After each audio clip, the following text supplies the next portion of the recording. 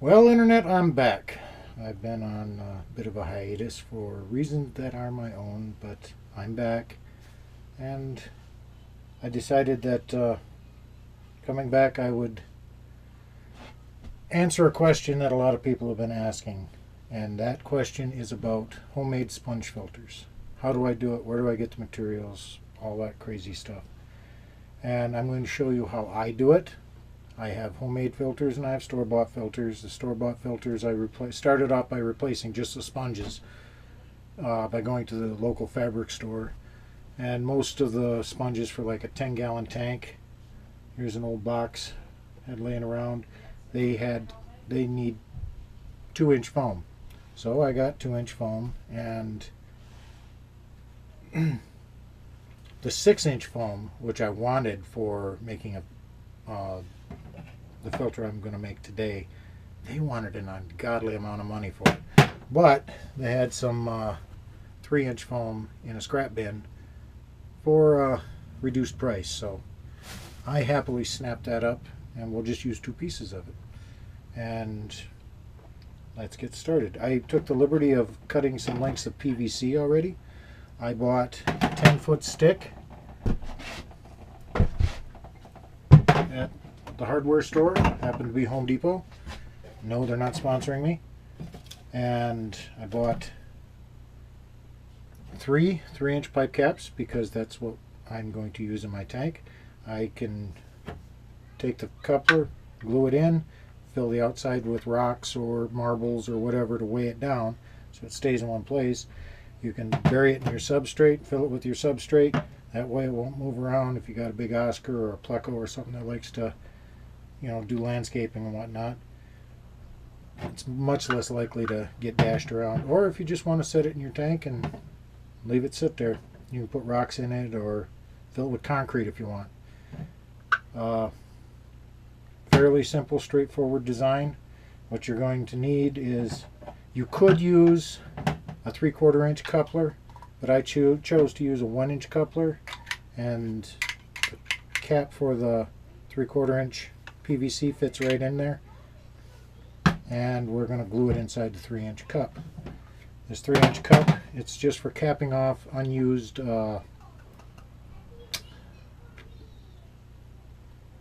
shall we say sewer lines and stuff. And they usually say something like not for pressure or all that crazy stuff. But the list of materials that I bought were 3 1-inch couplers, 3 3/4 inch pipe caps, and a 10-foot stick of 3/4 inch PVC. Okay. Like I said, I took the liberty of cutting a couple of pieces of PVC already, and I marked out where I want my sponge to start and where I want my holes to start. You don't want the sponge to be, or the holes to start right where the sponge starts. You want it to have to suck water through that sponge so you get proper biological filtration. So I did that at the top too. You can see where I want my holes to start and where I want my sponge to be. But I left a little tiny mark because, when you slide the sponge over, you don't want to, it's kind of ugly when you see that big. This one is going to be for a power head. And I'm going to use just the same thing I always use on all my tanks. An Aquatech power head. Cost about $19 or $20 at Walmart. And it fits right in the PVC just like that. The other filter I'm making today is the same premise, but it is going to be for a fry tank. And with a fry tank you want a much gentler flow. So I just got your standard everyday air stones, and I prepared the pipe a little differently. I'm going to show you how I start off building it from the bottom up. The 3-inch pipe cap. Okay, we're going to put this in, glue this inside of it, but when we glue this inside of that, there's going to be trapped air in that pocket right there. So how we get around that, we get out our handy dandy power drill We grab the cap and we drill a hole in it. Nice little tiny hole. Done. Okay. And then we take our 3/4 inch pipe coupler and we find in the center, there's a ridge in the center. I don't know if you can see that real good. There's a ridge there. You might be able to hear it. And we're going to drill a hole into that on the bottom side. Now, if you look real closely at both sides of the coupler, one side is smooth and one side is rough. It's got words and stuff printed on it. And they're injection molded, and there's really nothing that you can do other than sand those off.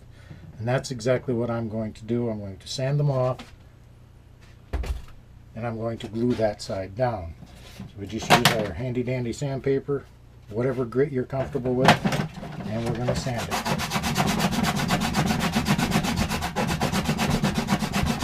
So all the words are gone.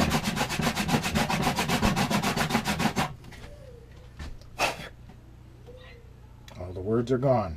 Now we're going to take the inside of the pipe cap, the one we drilled the little hole in, and we're going to rough that up too, where that's going to be glued together. And then we're going to take PVC cement. Now I bought the 10-foot stick of PVC, the 3 pipe caps, the 3 couplers, the 3 little pipe caps, and the PVC cement, enough to make 3 filters. So the base of your filter, you can buy this in shorter lengths if you want to, but I'm going to continue to make sponge filters, so I wanted to know exactly what it was going to cost me, and it cost me $17.26 for all the material to make these 3 sponge filters, plus leftovers. Plus, if God forbid something happens to this, I got leftover, I can make a new one. So, first thing we're going to do is we're going to prep our base by taking our pipe cap, our 3/4 inch, or yeah, 3/4 inch pipe cap. We're going to rough it up just on one spot. Just on one spot. Because we don't want the glue to go all the way around. Okay? And then we're going to take the inside of our coupler, where we're going to glue this in. We're just going to rough up a little spot. Just a small spot. Okay? That's what we're going to do. Now, we're going to take some of our PVC cement, and we're going to, the spot we roughed up, we're going to paint just a daub on there, and then we're going to find the spot where we roughed it up, and we're going to put it together, and we're going to hold it there until it, you can wiggle it back and forth a little bit just to get everything stirred up. But once it's done and it's glued together, it will be there forever. Okay, and there's a little bitty crack around the edge, but that might not be enough to let all of the air out. And that little hole that we put in there to let the water in. So we're going to find where the edge of that is, as close as we possibly can, and very carefully, using a power drill, we're going to drill a hole into that cavity. Now we have a hole drilled in it. We didn't drill into our pipe cap. There's a little bit of airspace around there, but not much. Now we're going to glue this in. I'm not using the PVC primer because I don't want that ugly purple stain in there. I just want this to hold itself together.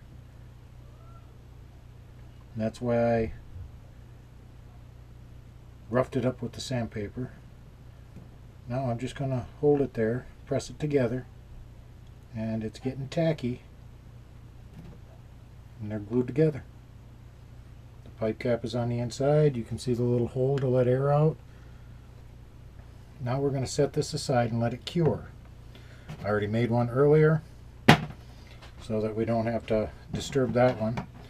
But we're going to take our next piece of PVC pipe. Remember I showed you where your sponge starts and your holes start? Well, I already drilled a hole right there. So I'm going to continue very carefully drilling these holes.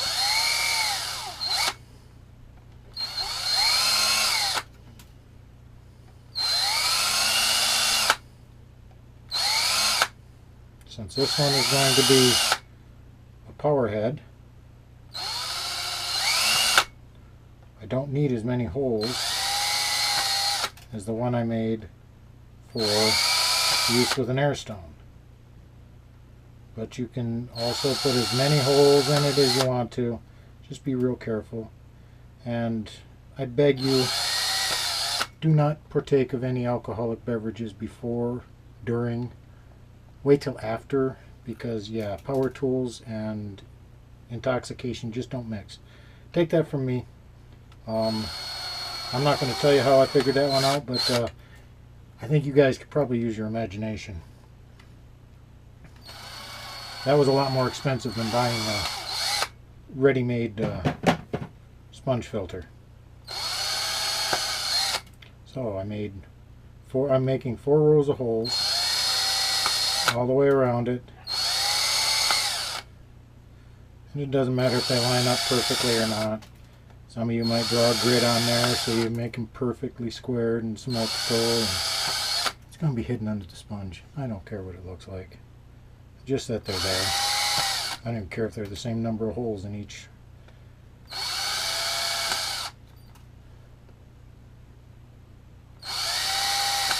It's going to work just as well however many holes are in it, so I might as well just, like I said, this one's going to have a 170 gallon per hour power head on it. And there's going to be, this is just going into a 29 gallon high fish tank. It will be rated for a 55 with 6 inches of sponge, 4 inches square. So, and I'm drilling all these holes so that you guys can get a gist of how much time this actually takes. I'm going to try and not have any breaks in this, but my GoPro sometimes decides to split things up on me. So this is like a real-time video. Just add the length of time to cut 2 pieces of pipe off the end of a 10-foot stick, and that's pretty much the prep time that this takes, other than going to the store and, you know, all that fancy nice stuff. There, I have 4 nice rows of 1/8 inch holes all the way around. Our base has its holes drilled in it, boom-bitty boom, and assemble it just like that. Oh, it's upside down. Assemble it just like that. Now we come to the sponge and cutting a hole in the sponge. How do you cut a hole in the sponge? Well, remember our handy dandy little 10-gallon filter? The riser tube off of it. I had to cut it down so it would fit inside a 5-gallon tank. Well, the edge is kind of rough, and I found that it works pretty darn good. You just turn it back and forth and apply a lot of pressure. And, you know, I weigh a little bit more than the average Joe, so I might be able to apply a little more pressure than you can, but there it is. Got the piece of sponge out of the center. Now it's tight on that riser tube. That's a good thing. The riser tube is actually a little bit smaller than our 3/4 inch PVC pipe. See, it falls right out of there. We stick that in and it doesn't fall. So we'll just put this together. And I already cut a hole in this one. I used scissors to cut this, and I used a razor blade. This is what it looks like when you cut it with scissors, and this is what it looks like when you cut it with a razor blade. Next time I'm going to try the bandsaw, see if I can't do it a little bit neater. It looks like I used a piece of 2" and a piece of 3". Now we slide this down to our lines of demarcation, making sure that all of our holes are covered. And this one is done. Put it in the tank, put the power head on it, start her up, let her cycle. That's as quick and easy as it is to make one with a power head. Now if you're going to use an air stone, you got an extra step or two. I've already done all of the work on setting up the one for the air stone. The difference is down below where my sponge stops. See my line of demarcation there? I took my countersink drill bit. I use the countersink to drill all the holes because it gives you a good spot to stop. You're all the way through the PVC and you don't end up with a drill bit stuck through your hand. It kind of stops it. But I drilled a countersunk hole so it'll be easy to get the airline tubing in and out. And you want to go by guess and by golly, and you want it to be just barely able to get that in there without too much trouble. And I shoot it out through the top, because if you go in through the top with your hose, that hose is taking up valuable real estate. That's the diameter of that hose means that much water cannot come up through here. But if you go in from the bottom and you slide that hose all the way up to the top, there it comes out. Might take you a couple tries. First time I did it, took me a try or two. Take your handy dandy little air stone, plug it on the end, and pull it back down inside. Pull it down till it's tight, and then push it back in just a tiny bit so you're not kinking it off. Assemble as before. And the only extra expense with this one, unless you've already got the air pump, is the air pump. And we're ready to set this one up. I've got plenty more material that I bought from the local fabric shop. And the fabric shop was very reasonable on prices for the scraps. See, it's nice, it's really narrow. It's kind of too narrow for somebody to make a cushion out of. So they put it in the scrap bin and they sell it for scrap. But I can cut 2 filter squares off of that real easy at 4" and 4". And the 3". It's about the same width. It seems like that's what's left over at the end of the day at the fabric shop on these big chunks of foam. They had some 6", but the full price on that was, whoa, a piece this size of 6" foam was going to be like $50. These two combined, I paid $10. So we take that $10, and I've got enough stuff to manufacture a whole bunch more filters. This little one for a 10-gallon costs $11. So for the $10 I paid out of the scrap bin for this foam, I've already paid for one of these. And $17.26 plus the $10, that's $27.26. And I've got enough material here. I just made three sponge filters. Each one not good enough for a 10-gallon, which costs $11. That price is a few years old. But they're good for 55 gallons. So it's economical. And if you're just a little bit handy, you ought to be able to wing it and end up with a nice sponge filter. See, it doesn't fall apart. Shake it all you want. But if there's a little bit of weight in there, just turn it just a little bit. The base stays in the bottom of the tank. That's what I wanted to achieve by using the smaller coupling inside for the 3/4 inch pipe. I can take this out, the base stays right there. Take my sponges off, right in a bucket of tank water, squeeze them out, nice and clean, and just reach back in the tank and it's right back where it was.